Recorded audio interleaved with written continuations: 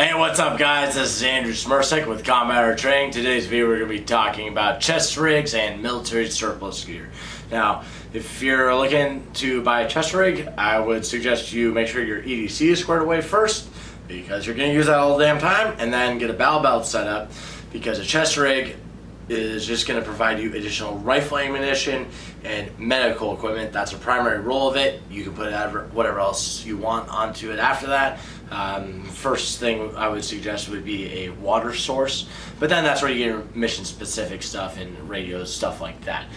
Key thing again is extra rifle ammo and medical equipment. Now, I would also never discourage you from buying a plate carrier or some armor, because they're two different things, right? Chest rig is going to be lighter and generally less expensive than a plate carrier, but you don't get the armor you get with the plate carrier. But keep in mind, you can get a chest rig and armor, and you're not going to lose out, because you can just attach your chest rig to the armor. You know, if you look at different ways that you can clip in or just wear it over. So, all right, let's get into it. The first option I'm going to suggest is just getting something purpose built. Don't fuck with it, don't overthink it, right? So, the one I have here that I would suggest for you is the Special Operations Equipment Micro Rig. Now, this fits 4 AR or AK mags, 2 here, 2 here, and then you can put your medical equipment in here and any additional stuff you need after that. Also got nice straps on the bottom if you want to weave tourniquets or whatever through there. And I would just say get this, get the H harness that goes with it, and get the hydration carrier. I'm going to put links in the description for that.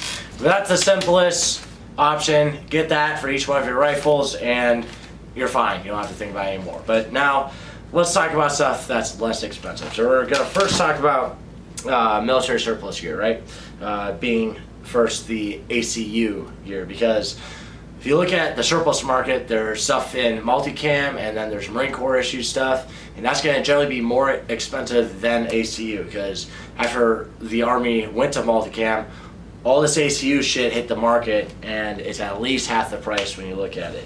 So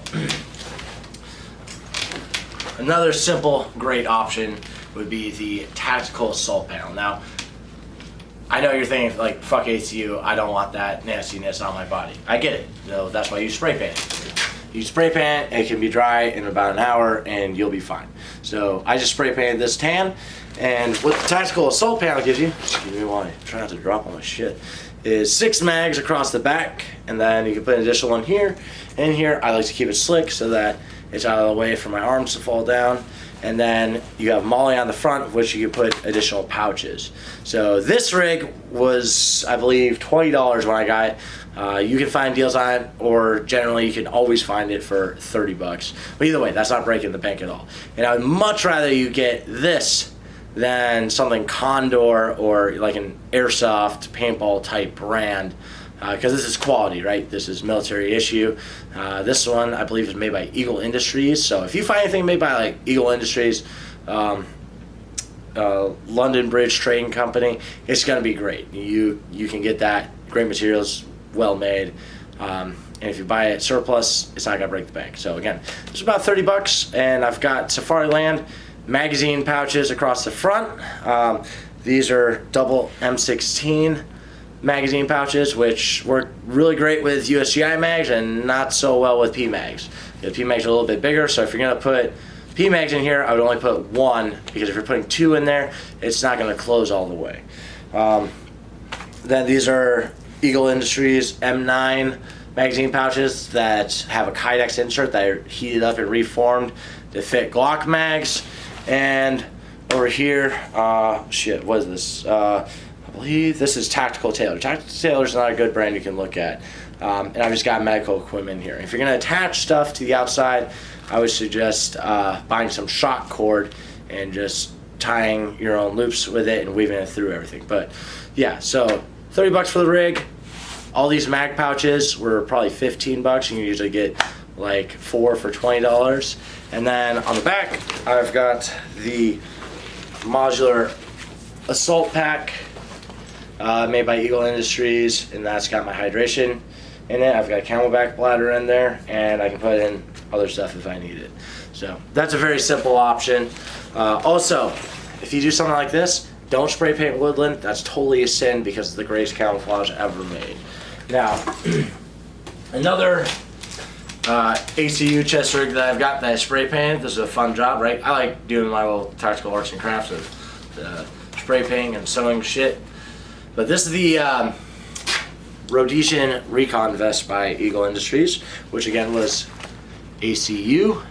And then I just spray painted my own camo pattern on the front, like you see there. And I've got Eagle Industries magazine pouches going across the front. So these fit 2 mags, 2 mags, 2 mags, 2 mags. I can fit 8 mags right there, right? And these are 2x2, as in there's 2 pouches that fit 2 mags each. And I got a pack of 4 units, right? 4 of these right here for $25. Again, great deal. These were actually issued to me when I was in the Marine Corps. I never really saw them break too much. They do wear down, but they lasted through a lot of abuse, and I really like them for that. I used to like pull tabs the most, but now I definitely prefer these because it's very simple to just grab this big thing, rip it up, and pull your mags out. Then I got another Safariland Mag Pouch right there, which if I ever do actually use this, I'm going to throwing an SOE pull-out medical tray into there, and that way the colors are distinguished from each other. I know medical stuff, ammunition over here. All right, now, so ACU is probably like the better option to get. It's going to be something that's going to work well. It's a little bit more modern. But when we look at the more old school stuff, that's where it's going to be even cheaper, like dirt cheap, right? And you can use it, right? It's not the best. Like I said, that SOE micro rig, that's the best. But let's look at the real cheap shit. Right here, this is like super old school. This is like the, as far as I know, well, there's other stuff we'll talk about here in a second, but this is like the most old school chest rig that the U.S. military used. Not really a chest rig, but it steals the concept. This is the LBE, and this is the first version, right, with the mags going straight up and down. The LBE2 is the one where the mag pouches are diagonal like that. Now, this is cool because, again, this was like, what, 25, 30 bucks? And it's very nostalgic. Again, woodland, greatest camouflage ever made. And if you put a belt through these loops right here, you can carry additional rifle magazines. You put a butt pack on. You can carry like a sleeping bag and stuff like that in there, and you can carry your water all on this one rig. Now, this would be a great option if you were going to load it up like that and you weren't trying to take an additional pack or anything, because it does have these big heavy-duty shoulder pads, which are going to take a lot of the weight off you. And like I said, you can put a lot of shit on there if you add a belt to it. But not really my most ideal option. For me, I'd rather have a chest rig and a pack that I can take on and off. But if you're doing long-range patrolling, you want one thing to wear, that would be a good option for that. Now, we're going to talk real old school and real dirt cheap, and that would be Chicom chest rigs. So here I've got a Type 56 AK chest rig where you can put 3 mags into these pouches, right? 1 in each. And then you got these smaller pouches on the sides, and they have crossbody straps that go with your head through the hole here, and then your arms through here and here. And then you would just tie it around at the back. These little dowels right here that you put the loop around for retention, I don't really like that much. Not that it's impossible. Again, I just rather have a big flap with some Velcro that I rip up and I have access to my magazines. So it's just, I'd rather not have to grab this little thing and pull it off this other little thing. Now, you can get these and they'll work for you. Again, they're dirt cheap, like under 20 bucks all the damn time. And this one's like a new production one. And then you can get actual surplus ones that you may or may not get some mold with, so just bear in mind, you might want to buy two, and one you don't want to have anywhere near you because you might get neurological problems and stuff. So try to avoid the moldy ones. But that's the AK one, and here I've got an Sks Type 63 Chicom Chest Rig, where it's got 7 pouches across the front, and I modified this one. So first thing I did is I put on this elastic to help keep the mags in place, and then I put on these pull tabs, which the shot cord is going through the back in these eyelets. Again, I like doing my tactical arts and crafts stuff, so that's how I did that. And then I fashioned an H harness out of the straps because it's quicker to get on and it's more comfortable in the back. And then I added these clips right here to be able to click it in on the back instead of having to tie a knot like it was originally designed. Now, the cool thing about this is there's a lot of open space, right? For my arms to move freely. It's very slim, but I can't fit a lot of medical stuff on here. Not ideal. And then again, shot cord, a tourniquet on the strap right there. But that's something you can do. And I've got one more Chicom Chest Rig that I modified like that, which would be the Sks Chest Rig. That is a 10 cell. This one is set up to carry 4 rifle mags across the front. And I did the same thing with the pull tabs.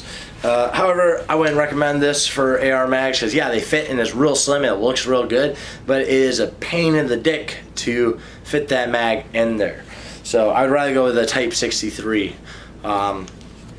Also, with the Type 63, I forgot to mention, I've got 20 round AR-15 mags in here, AR-15P mags. They fit in there nicely.